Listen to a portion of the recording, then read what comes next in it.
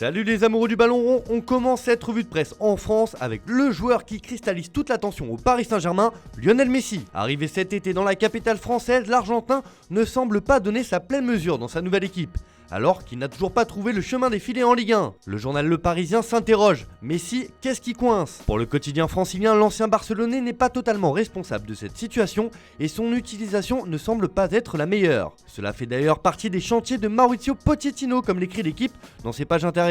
Et 10 mois après son arrivée, l'entraîneur parisien tarde à faire progresser son équipe. Malgré le bilan comptable très positif, aucune identité de jeu ne se dessine vraiment. Le coach argentin doit vite trouver les clés et mettre Lionel Messi dans les meilleures conditions.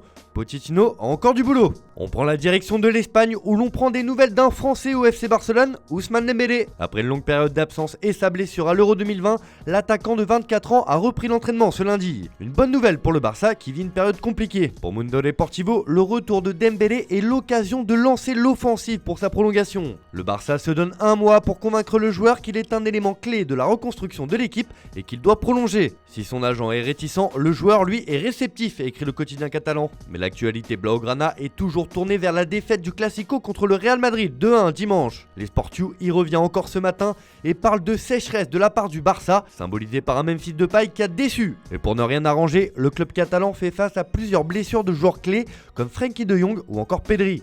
Ce qui fait dire au quotidien Sport que c'est un frein pour que ce Barça relève la tête cette semaine avec 2 matchs contre le Rayo demain et Alaves samedi.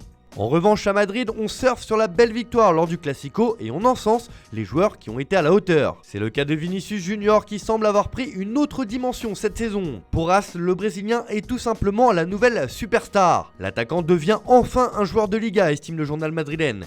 Il est le leader en matière de dribble, son efficacité est proche de celle de Benzema et il a le 3e meilleur taux de dribble en Europe. De son côté, Marca va plus loin et estime que c'est toute l'attaque merengue qui marche à plein régime ces derniers temps.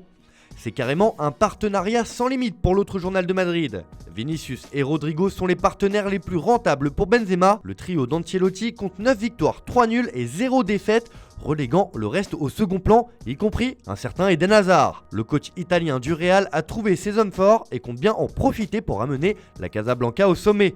On file en Angleterre où ça se tend sérieusement pour Ole Gunnar Solskjaer à Manchester United. Après l'humiliation subie contre l'ennemi juré Liverpool, les jours sont comptés pour le technicien norvégien sur le banc des Red Devils. Sur sa une, The Sun parle de succession à venir. Les plans commencent pour le départ de Solskjaer. United a sondé Zidane et Conte. Les agents appellent alors que le conseil d'administration débat du licenciement d'Ole, explique le tabloïd anglais. Henrik Ten Hag et Brendan Rodgers sont aussi visés par les dirigeants mancuniens, mais l'entraîneur qui semble être en pole position pour succéder à Solskjaer est Antonio Conte, comme le rapporte The Guardian sur sa une. Dans un Old Trafford glacial, les joueurs doutent de Solskjaer, mais Conte est intéressé par le poste à United. De son côté, The Times indique que Solskjaer est dans la lutte pour sauver son poste à United. Le manager craint d'être licencié alors que la direction discute de l'avenir. De son côté, le Daily Star met en avant le message de Cristiano Ronaldo qui a asséné que cette lourde défaite était la faute des joueurs. Avec cette sortie, CR7 vole au secours de son coach, mais pour le tabloïd, les joueurs ont perdu le fil, pas Solskjaer.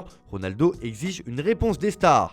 En cette fin octobre, Manchester United semble déjà être à un tournant de sa saison. En Italie, à la Juventus, l'ancien club de CR7, on retrouve enfin des couleurs après un début de saison poussif. Ce week-end, la Juve a d'ailleurs arraché un match nul 1 partout face à l'Inter et 2 joueurs semblent se détacher et assumer le rôle de leader. Pour Tuttosport, la vieille dame ne peut plus faire sans Paolo Dybala ni Federico Chiesa. Plus jamais sans eux, s'emporte même le journal turinois.